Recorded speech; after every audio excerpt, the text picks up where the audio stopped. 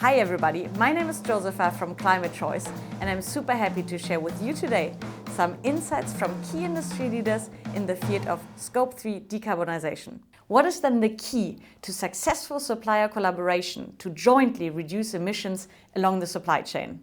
From a supplier perspective, I think that when it was really beneficial for both and really worked out as well is when people are very transparent about what they want to reach, when people are open to share data. I think that's often a complication. And also when the objectives are, let's say, not mixed with other company objectives. So it's weird if a procurement guy asks me for pricing and then also for sustainability and then weighs both things against each other. It's nicer to talk about pricing on one hand and then maybe a sustainability budget on the other hand, so that we can compete with competitors on the transport, for example, but we can still work on joint investments in sustainability solutions with different departments. But I think the minute that you start mixing these objectives in a, let's say, non-favorable way, also suppliers might get hesitant to share data because they're not sure what your alternatives are. So I think that transparency and honesty are great drivers in that partnership. I'd like to add only two terms, partnership and communication.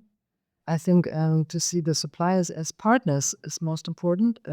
This is where the community idea comes in, to evolve further together and also to communicate steps you have ahead.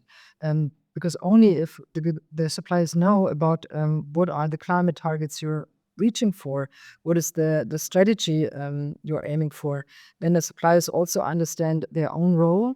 And I think that makes it easier for them also to start with the transformation. Two things on the measurement side.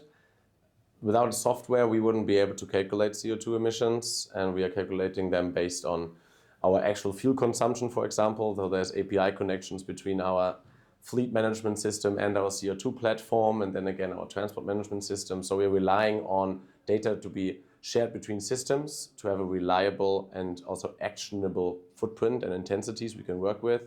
And then of course, when it comes to the actual reduction measures, we are relying heavily also on technology, first to measure the reductions, but then also to highlight where the hotspots. And then when we're talking about actual trucks, we obviously need also technology advancements in new electricity and new fuels to push that.